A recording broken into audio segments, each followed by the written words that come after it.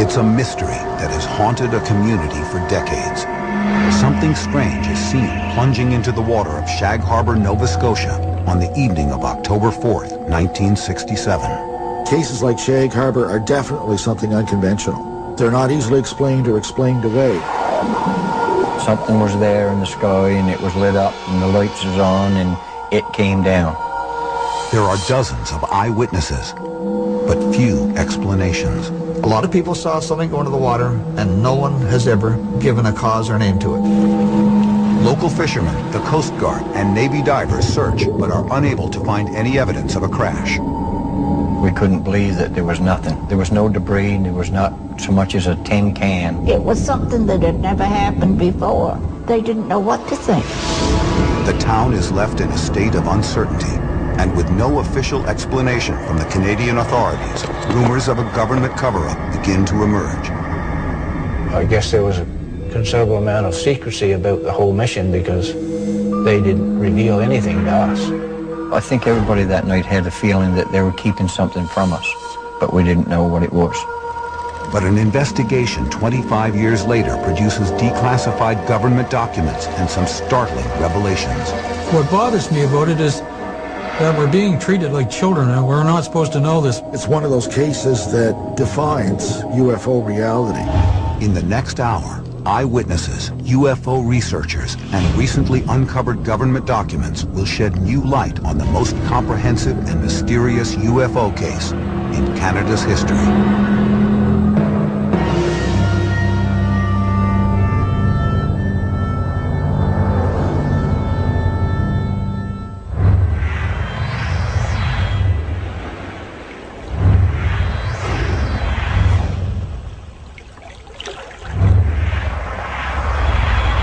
October 4th, 1967.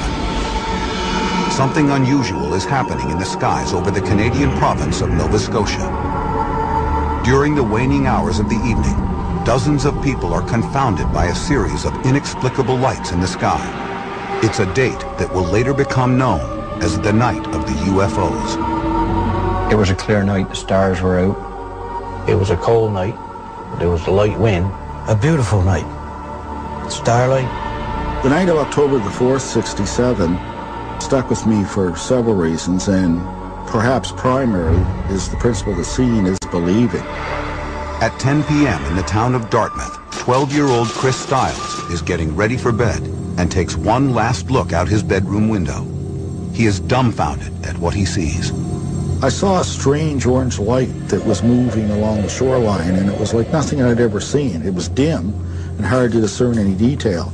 So I quickly grabbed my jacket, ran out the front door, and went down to the waterfront to get a better look. A quick sprint past the warehouses brings Stiles face to face with the mysterious apparition. When I got to the waterfront, what I saw was a strange orange sphere, perhaps 60 feet through. And it was the color of an iron poker when it first glows in a fireplace if you let it get hot long enough. It was hovering, following the shoreline, perhaps 10 feet over the water, made no sound. I was quite fearful, and after a time ran from the scene. The object drifts across the harbor as Stiles flees the area. But the initial shock leaves an indelible impression. I knew in my life, at 12 for the first time, what real fear was. Stiles' encounter with the UFO is only the prelude to a flurry of sightings that explode throughout Nova Scotia that night.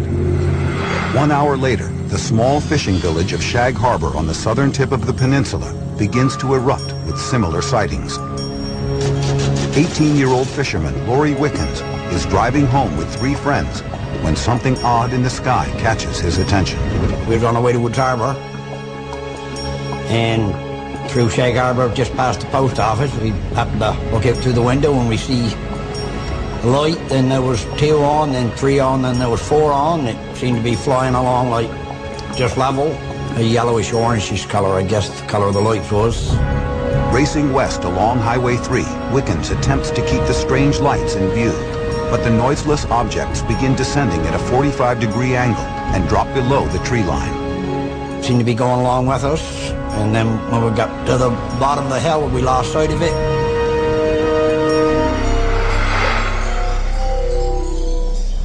A few few miles away, 18-year-old Norman Smith is riding home with a friend through Bear Point Woods and sees something similar in the sky.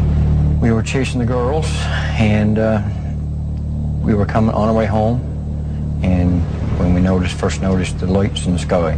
The sight of the strange illuminated shapes is enough to make them pull over and watch. We stopped alongside the road. I got out, was looking at the lights. It was stopped in midair. There was 5 lights. The lowest light to the ground was like if you were looking at a full moon, and then the next one just kept getting smaller, the next one smaller. There was no sound. You couldn't hear anything. Smith gazes at the lights for a few moments as curiosity grows into unsettling concern. I know I was frightened because I didn't know what it was. Never seen lights like that before in my life.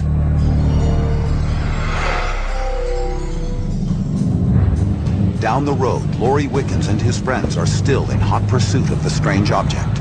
They suddenly see a bright flash and hear a whistling sound like a falling bomb. They believe it may be falling into the harbor, so they speed toward the waterfront. The minute we come over the top of the hill, we could see the light in the water. At the time, we thought it was a plane. Wickens pulls into a vacant parking lot by the shore to get a better look. The light we see in the harbor looked like a half a globe, a yellowish colored light. We could see it drifting down the harbor. That was the first thing coming to mind, is go call the RCMP and report that we'd seen a plane crash, because that's what we thought it was. Wickens returns to his car, races to the nearest payphone, and calls the regional headquarters of the Royal Canadian Mounted Police, the country's national police force. It is known throughout Canada as the RCMP. The corporal on duty answers the call at 11:25 and hears Wickens' excited voice. The Mounties wanted to know what we was drinking, and we said we wasn't drinking, and wanted to know the number for the phone booth. After listening to Wickens' story, the RCMP officer on duty is skeptical, but as soon as he hangs up, other calls start pouring in. The calls come in from nearby Bear Point, Cape Sable Island, and Maggie Garren's Point, all reporting the same thing. With so many witnesses, the RCMP has no choice but to take this seriously. We got in the car to leave, and then he called back and wanted to know where he could meet us so we could see it in the water. And I told him we'd be by the moss plank, because that's where it was, right off of there. Meanwhile, eyewitness Norman Smith is also busy alerting people about the mysterious object above the harbor. We drove up to my father's place, and I ran in the house, got my father, and he came outdoor. We stood looking at the lights in the sky, and it wasn't too long, probably a couple of minutes, when we see the police car coming and its red lights flashing. Smith follows the speeding police cruiser to a shoreside parking lot where a crowd of witnesses has gathered. When we got there was, I think, 16 people, including the police officers. And they were local people. They all seen the lights come down to the ground, and they watched it land in the water. Civilians and the RCMP officers on the scene observed the dull yellow-orange light drifting 300 yards from shore. It was totally dark. All you could see was the lights, and it was on the water. We watched the light for probably 10 minutes as it was drifting down the harbor. We walked to the top of the hill, and then the light just went out. It just disappeared. Everyone is convinced that they have just witnessed a plane crash. At 11:38 p.m., one of the officers puts a call through to the Rescue Coordination Center in Halifax, the branch of the Canadian military that organizes search and rescue operations. The Coast Guard cutter in nearby Clark's Harbor is also contacted. Lighthouse keepers in the surrounding areas are put on alert. I was on duty, just carrying out my regular surveillance of our navigational aids. Somewhere around midnight, when I first got a call that they were searching for something that crashed in the harbor. Meanwhile, the RCMP officers improvise their own rescue operation. They begin contacting local fishermen to commandeer boats to go out to the impact site. As word gets out, local residents spring into action. Someone came to our door, and my husband jumped up and went to the door to see who was there. And it was the policeman. And he said that something had come down in the harbor and that they thought it was a plane. And they knew that his boat was at the wharf and he could get there in a hurry. I was on my way home from babysitting where I was picked up by a local resident there. He had some urgency in his voice when he said, you've got to go with me because we've got to go search for possible survivors of a plane crash or something of that nature. We really didn't know what we were heading out for. All we could do was try to get there as fast as we could, and we were rushing. We went down to the wharf, untied the lines, and got the boats clear, and we left there as fast as we could to get to the area. It's now slightly before midnight. 2 fishing boats with several volunteers motor out towards open water at full throttle. Crisscrossing patterns of searchlight beams paint the dark, still waters of the harbor as the search begins. And what we were doing was looking for something on the water. Debris is what we were thinking.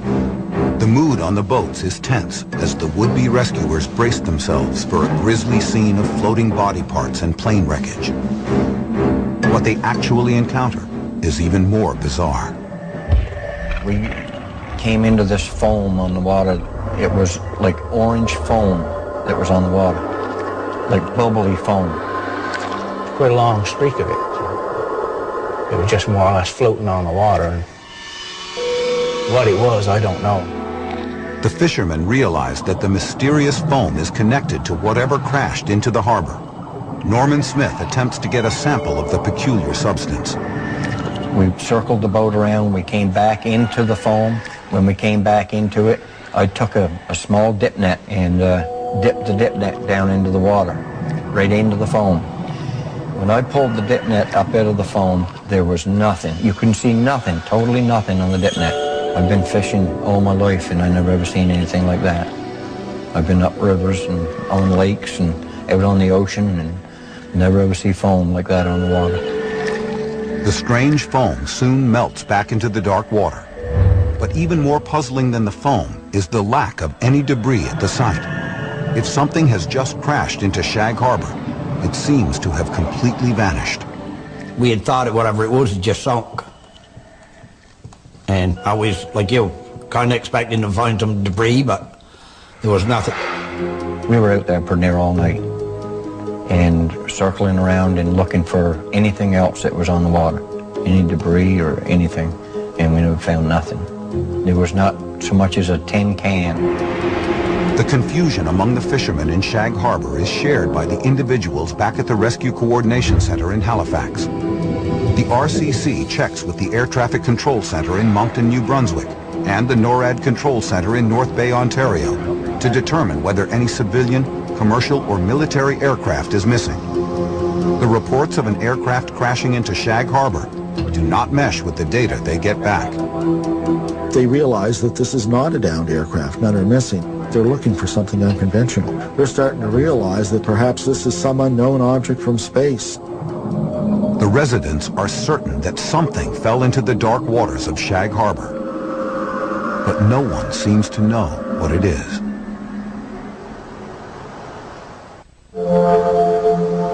Shag Harbor is a small, unassuming fishing village on the southwestern tip of Nova Scotia. It's so inconspicuous that it does not appear on some maps. That is all about to change on October 4th, 1967. Several local residents report what they believe to be a plane crashing into the harbor. The sightings begin a chain of events that will make headlines around the world. Within hours of the initial reports, local fishermen, police officers, and the Coast Guard scour the waters of the harbor throughout the night, but find no wreckage or debris. As the sun rises the next day, the community is gripped by apprehension and uncertainty. I think everybody that night had a feeling that they were keeping something from us. Word quickly circulates that no debris has been found. With no information coming from the authorities, speculation spreads like wildfire. It was the talk of the community, you know, and it was a UFO, and of course, like everybody else, we wondered, I guess, what it could be. People became fearful. They were wondering, would there be more? Would they tangle in our nets? Would it crash in our house? What's going on here? And they just weren't getting answers. Finally, the Rescue Coordination Center issues a statement that rules out the possibility of a plane crash. At 10:20 a.m. on October 5th, the center sends a telex stamped priority to the Canadian Forces headquarters in Ottawa. The message outlines the sightings by the Shag Harbor residents and the RCMP officers. It refers to the thing in Shag Harbor as a dark object. More important, it labels the object in question as a UFO. It's unique also in that, again, the term UFO is first used by the authorities who are searching and not by the eyewitnesses. By the evening of October 5th, the Shag Harbor incident has become a military matter. After reviewing the telex from the Rescue Coordination Center, Squadron Leader William Bain sends an urgent message to the Canadian Maritime Command, Canada's naval headquarters for the Atlantic coast. It advises an immediate underwater search of the area. If the mysterious dark object left nothing floating in the sea, perhaps the dive teams can find something below the surface. Maritime Command responds by dispatching a team of divers from the Navy's Fleet Diving Unit in Halifax. They arrive on October 6th and begin diving off the deck of Coast Guard Cutter 101. You get all kinds of rumors in a small village like this, and then when the Navy shows up with divers and stuff, where you know that they must have taken it seriously because so many people saw the event in the sky. The divers section off an area of the harbor roughly 1/2 mile long by 1.5 miles wide.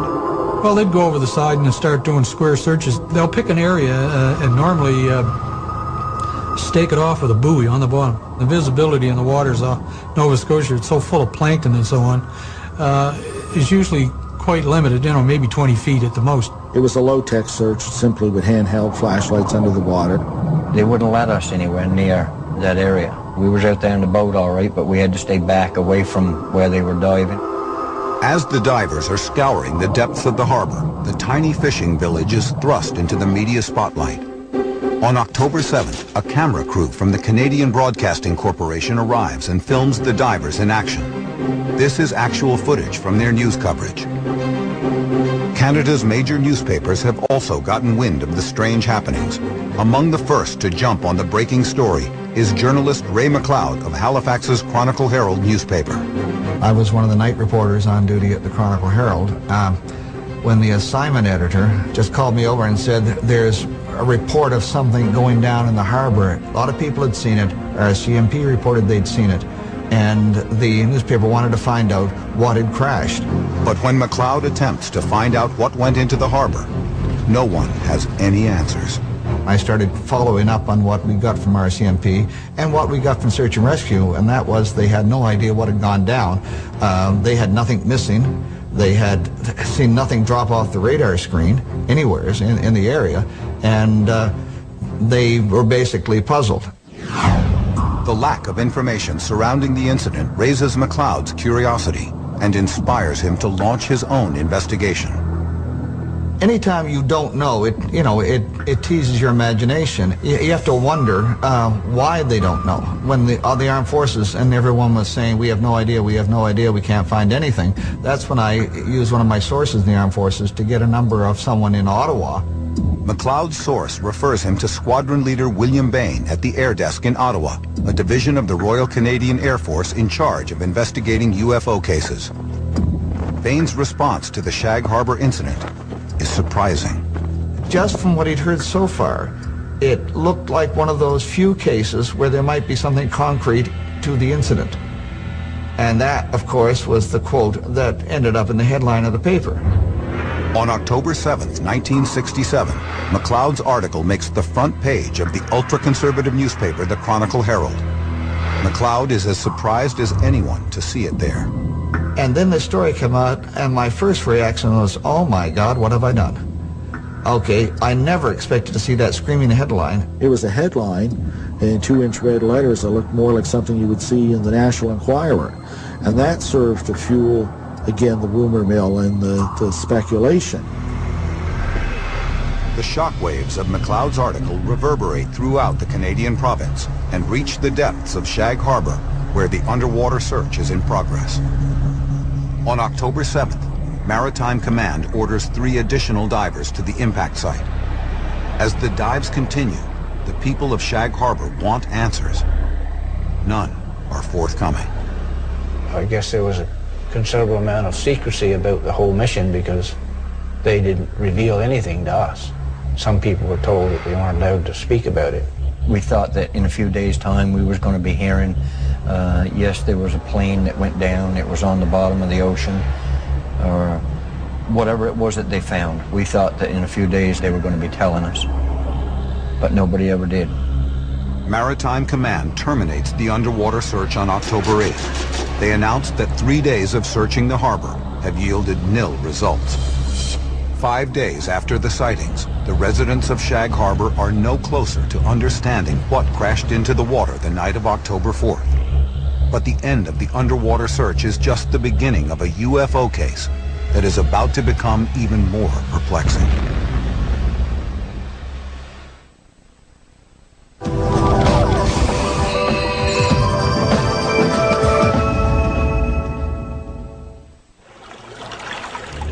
October 1967. After dozens of witnesses see something plunge into Shag Harbor on the southern tip of Nova Scotia, local fishermen comb the waters looking for clues, and Navy divers search beneath the surface. But the Canadian Navy abruptly cancels the search with no explanation, leaving the people of Shag Harbor to wonder and worry.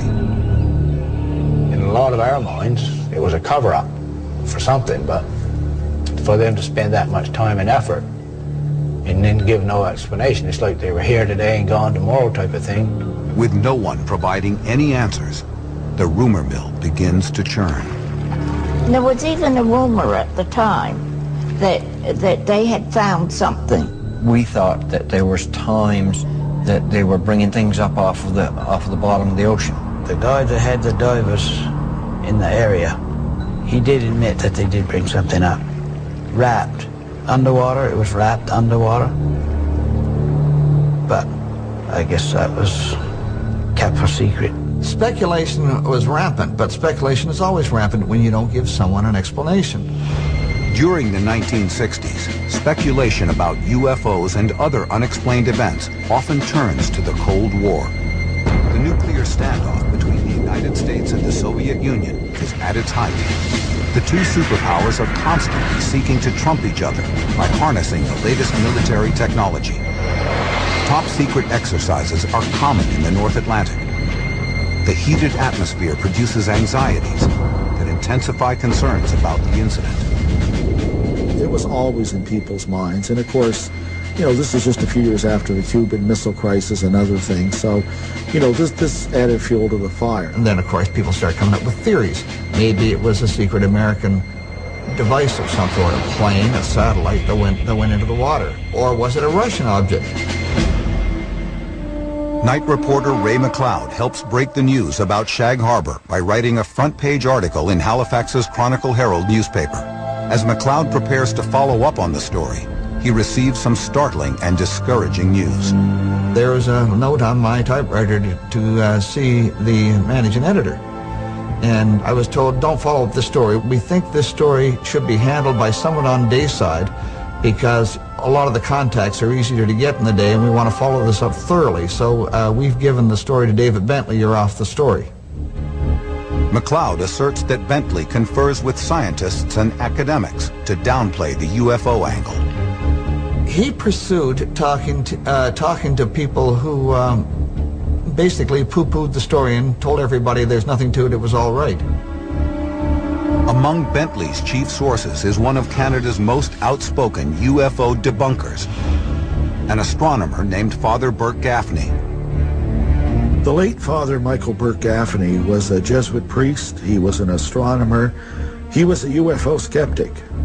He took a very dim view of what the UFO phenomena possibly could be. And in statements to the press, he would downplay that interest. In In a public lecture a few weeks after the Shag Harbor sightings, Burke Gaffney tries to alleviate any lingering concerns about what happened that night by arguing that 94% of all UFO sightings can be explained by meteorites, simple mirages, and other natural phenomena. With UFO skeptics having their say, McLeod begins to wonder what happened to Squadron Leader William Bain, the source at the Canadian military, quoted as saying that there might be something concrete to the Shag Harbor incident. I asked Bentley why he wasn't following up on Squadron Leader Bain. And Bentley told me that he was told the man didn't exist and there was no such office in Ottawa, and to leave that angle in the story alone. Is the Chronicle Herald bowing to pressure from the Canadian government? McLeod ultimately realizes that the side of the story he began to pursue would never make it into the newspapers. I feel badly in some ways that I couldn't have used my talent and my contacts and my belief that the people have a right to know to keep plugging away until we found out what was going on. A journalist feels empty when they have to do that, but then again, sometimes you have to do that. Soon, news of Canada's Shag Harbor sightings travels across the border and reaches renowned physicist Dr. Edward Condon and his team at the University of Colorado. Condon and his committee are working under a $500,000 contract from the United States Air Force and putting together an independent scientific assessment of unexplained UFO phenomena. The Condon report was striving to gather a certain amount of case studies in other countries around the world internationally to see whether the United States Air Force should continue investigating reports of unidentified flying objects. And the Shag Harbor incident came to their attention. They have deep resources and a distinguished staff, but according to eyewitness Chris Stiles, Condon and his committee do not dedicate much time or effort to the puzzling Shag Harbor case. The case was turned over to an electrical engineer called Norman Levine. He made a few calls to RCMP headquarters in Ottawa and to Maritime Command, but was assured by them that they had done a complete and thorough search. It's unfortunate that he didn't pursue that path, because God knows what he would have found. Canada's Shag Harbor incident is one of 59 major UFO cases around the world that Condon's team selects to include in their study. They submit the final report to the Air Force on October 31st, 1968. But case number 34 receives only a few paragraphs in the 900-page tome. The report defends the lack of initiative in Shag Harbor by arguing no further investigation by the project was considered justifiable. This conclusion of the Shag Harbor case is consistent with Condon's overview of UFO research.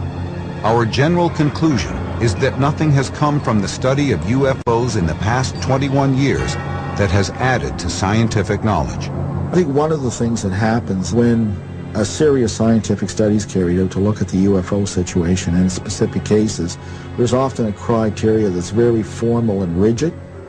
And often what happens is the best cases somehow, no matter how you use your definitions, no matter how careful you are, will slip through the cracks. And I believe that's what happened to Shag Harbor.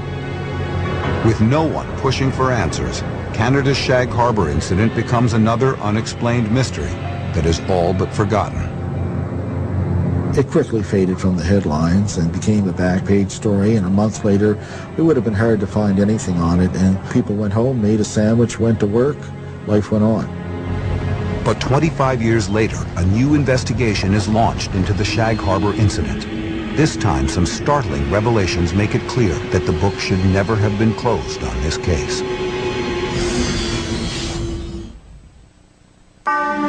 In October of 1967, over a dozen witnesses see a UFO plunge into Shag Harbor, Canada. 25 years later, unanswered questions remain. That's where it all took place, right out there. We knew that something came down out of the air and something landed in the water. But what it was, we didn't know. One of the other eyewitnesses that night cannot forget what he saw over the harbor. Chris Stiles had seen the UFO from his home in Dartmouth, Nova Scotia. In 1992, while watching TV one night, everything would change. I had watched a rebroadcast of the Unsolved Mysteries episode that dealt with the Roswell incident. And it made me think about Shag Harbor. And what I remembered and what was so tantalizing about Shag Harbor was that there was no denial that the authorities believed that this was a genuine UFO incident. And it had simply faded from memory. Stiles decides to launch his own investigation into Shag Harbor. He requests documents from the Canadian National Archives and the Department of National Defence using Canada's Access to Information Act. In a few weeks, the government documents arrive on spools of microfilm at the main branch of the Halifax Library. A tedious search begins. As you sit at the viewer and start going through document after document, you realize that often these collections were compiled by bureaucrats who threw away nothing. The microfilm contains thousands of documents of UFO cases across Canada from 1965 to 1981. You're looking for an extraterrestrial straw in a terrestrial haystack. Stiles spends weeks at the microfilm viewer until he hits pay dirt. It was all there. Priority telexes from the Rescue Coordination Center to the Canadian Forces Headquarters. Instructions from the Canadian Maritime Command to the Atlantic Fleet Diving Unit. And reports by dozens of witnesses. Stiles realizes that he is looking at the biggest UFO event in Canada's history. And I only saw one that had UFO written on it with 3 big letters, underlined 3 times, and that had to do with the Shag Harbor incident. I knew very early on that I had primary documents and a paper trail a mile wide here. Has Chris Stiles stumbled upon a Canadian government cover-up? Stiles decides he needs help. He contacts fellow UFO researcher Don Ledger to assist with his investigation. Chris Stiles was very passionate about Shag Harbor. He'd been at it for about a year to a year and a half at that point, researching it, digging out the documents and so on. And he was infectious, eventually dragged me into it as well. A careful examination of these declassified documents paints a vivid timeline of the events and helps bring the night of October 4th, 1967 back to life. I was very impressed with the paper trail for the Shag Harbor incident. It just pretty much laid out the whole thing. For Stiles, the documents also suggest that the Canadian military knew more than they were telling. I think what surprised me most was how comfortable these military people seemed with the possibility that they might actually be looking for an object of extraterrestrial origin. In a sense, it was kind of an acknowledgement of UFO reality. Stiles uncovers documents that demonstrate that the sightings of October 4th were not confined to Shag Harbor alone. Reports came in from witnesses from all over Nova Scotia that night. He then comes across eyewitness testimony from an unexpected but extremely reliable source, experienced airline pilots. At 7:15 p.m. on October 4th, 1967, 2 pilots on Air Canada Flight 305 are flying at an altitude of 12,000 feet over southeastern Quebec. Captain Pierre Charbonneau and First Officer Robert Ralph glance out of the left cockpit window and see something astounding. What they saw that night was a large, round, colored object in the sky that looked like, to them, like a kite with a tail on it. It was off their left wing and just slightly above their altitude. The experienced pilots are at a loss. They observe the strange shape for several minutes when suddenly they see a series of explosions. According to their testimony, they begin to take evasive action when the UFO disappears into a wisp of clouds. After some deliberation, the pilots decide to file official reports about the bizarre occurrence. It's not common for pilots to go on record and report a UFO, particularly commercial pilot, because of maybe some recrimination later on from his employers, or maybe some ridicule from his peers. Continuing his research, Stiles uncovers more information from an unexpected source. At St. Mary's University in Halifax, Stiles finds a treasure trove of X-Files collected by none other than the UFO skeptic who had downplayed the Shag Harbor incident in the press, Father Burke Gaffney. And an X-file is not just a secret file, but a file that is not admitted to by the originating agency. So it was great that they were there because there was no record of these in Ottawa, either at National Archives or RCMP headquarters. The RCMP X-Files collected by Burt Gaffney provide more telling details about the night of October 4th. One report includes the testimony of a ship captain named Leo Mercy.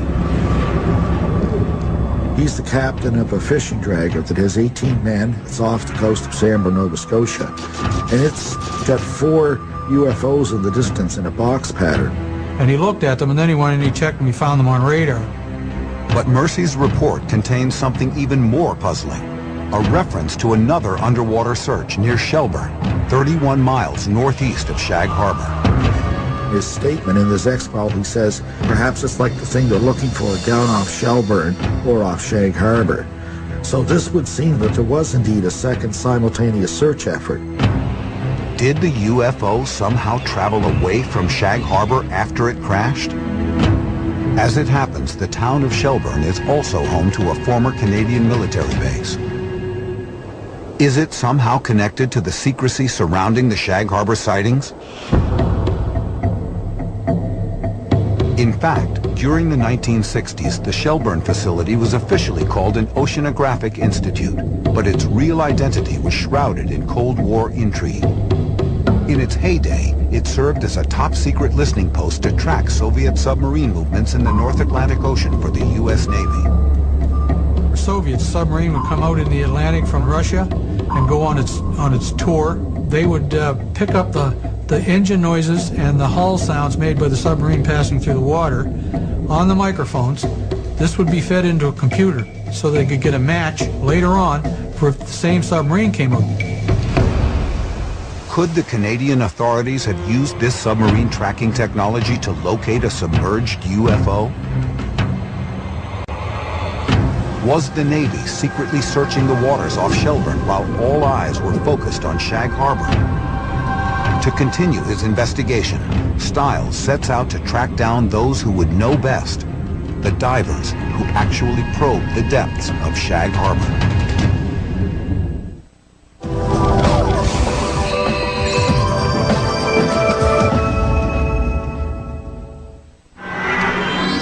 On October 4th, 1967, Chris Stiles was one of many witnesses who saw something strange in the skies over Nova Scotia. Now he is on the hunt to try to find out what it was. He has uncovered declassified government documents indicating that the Canadian military was involved in an intense search for a UFO that apparently crashed into Shag Harbor. The Canadian authorities assert that nothing was found, but Stiles begins to suspect that the divers may hold the key to the mystery. A number were unwilling to talk, but a few were. And they told a very interesting tale that went well beyond what was in the press clippings. April 9th, 1993. One of the divers agrees to an interview with Stiles, but demands that his identity be kept anonymous. Stiles is shocked when the diver informs him that they did indeed find something underwater, but it was not in Shag Harbor. He eventually explained that by the time divers had arrived in Shag Harbor, they knew the object was no longer there, that indeed it had come to rest on the seabed 25 miles away off Government Point near the Shelburne base. Had the UFO eluded the search efforts at Shag Harbor by traveling underwater under its own power up the coast of Nova Scotia? If true, this would mean that the Canadian military conducted a secret search at Shelburne that was then concealed from the public. The diver's new revelation is confounding to Stiles. I found the Shelburne story very troubling. You know, there were a lot of things that were certain. We had government documents, but now there was a black box element to the case. And at first I was very wary of it, very dubious of the claim. Now Chris Stiles is wondering if the naval search at Shag Harbor was just an elaborate decoy for the real search the diver is now telling him about. When pressed for details, the diver's story becomes even more incredible. When the divers were dispatched to the Shelburne location, they dove over the object and found that indeed there was, in fact, even a second object there, which they described as lending assistance to the first. I didn't know what to make of this. This was well beyond events in the Shag Harbor incident. The diver informed Stiles that a flotilla of U.S. Navy and Canadian ships actually anchored over the two objects at Shelburne and monitored their activities. And as he said, when he dove, him and a partner, they were shocked to find there was still activity going on, and they indeed saw beings. They were on the bottom, and they watched what they thought was creatures from one object giving aid to the other object. The Canadian diver's story does not end there. He says that the Navy flotilla observed the two UFOs for 7 days. Suddenly, the operation was interrupted by a Russian submarine crossing into Canadian territorial waters. At this critical juncture, the Navy ships were diverted to intercept the sub. They attempt to intercept the Soviet sub, trying to cut it off. And it's at this point, when they're doing this maneuver, that the two UFOs begin to move back toward the Gulf of Maine, and indeed, eventually, as reported, break the surface and fly away. Are there any witnesses on record that can corroborate the diver's fantastic story? Did anyone see these two UFOs leaving the waters off Shelburne? Perhaps. At 10 o'clock on October 11th, 1967, exactly 1 week after the Shag Harbor sightings, the mysterious lights in the sky were seen once again, this time by a family in Lower Woods Harbor, 35 miles from Shelburne. We look at what's known as the Lachlan Cameron sighting 1 week later, to the hour, and we see two sets of lights leaving the area of Shag Harbor and flying away. It fits the diver's story like a glove. It's hard to ignore that synchronicity. And we are left to wonder, did an alien spacecraft really crash into Shag Harbor as the Navy diver suggests? Or could there be another explanation? An important clue to that question may still exist if what one former lighthouse keeper says is true. The second day, I did find a cylinder. I knew it was something different, something I had never seen before. It was a cylinder type shape, 30 inches, 30 to 40 inches long maybe, 15, 18 inches in diameter. Had been partially burned, wires protruding, terrible odor. After finding the cylinder on the rocky shore of Bon Portage Island, Banks says he notified the Canadian Department of Transportation. They informed him to carefully pack the object and deliver it to an American naval officer at Prospect Point Wharf. It had to be something that they needed bad, wanted bad, because they flew him in from Virginia. Or that's just what he told me. But what was inside the cylinder that was so urgent and so secret? I was working for the federal government at the time, and I don't really feel comfortable answering it. It's an ongoing mystery that continues to invite speculation. For some, the evidence points to the secret military experiments of the Cold War. Theorized in my own mind that probably this was some kind of an experimental drone or something that they had back then. One of the first ones that they had that somehow got away from them. I think it was a surveillance type of thing, and it either crashed on its own or they crashed it. My opinion was still it was a plane, American military plane. Others contend that something capable of operating both above and below the water can only be extraterrestrial. Even now in this time of stealth aircraft, we still don't have anything that's both aerodynamic and hydrodynamic. What the object is, that's what everybody always wants to know. What was the object? Whatever went into the harbor that night was intelligently controlled, and it was of extraterrestrial nature. It is unclear when, if ever, the complete set of military records will be released. If they are, will they shed light on this strange incident and maybe even settle once and for all what happened in Shag Harbor on October 4th, 1967? Until then, we are left with the mystery, speculation, and the fading memory of the people who saw something very unusual crash into the ocean that night. Today, I still scan the sky looking for something that might be different or something like what I seen back 30-odd years ago. Only thing that I would like to know is what it was.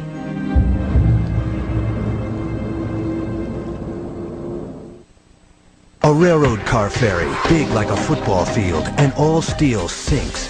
Nobody can figure out why. There it is. The evidence is right in front of us. Human error or design flaw? Dive and explore the worst car ferry disaster ever. Train wreck in Lake Michigan on Deep Sea Detectives. Tonight at 10 on the History Channel.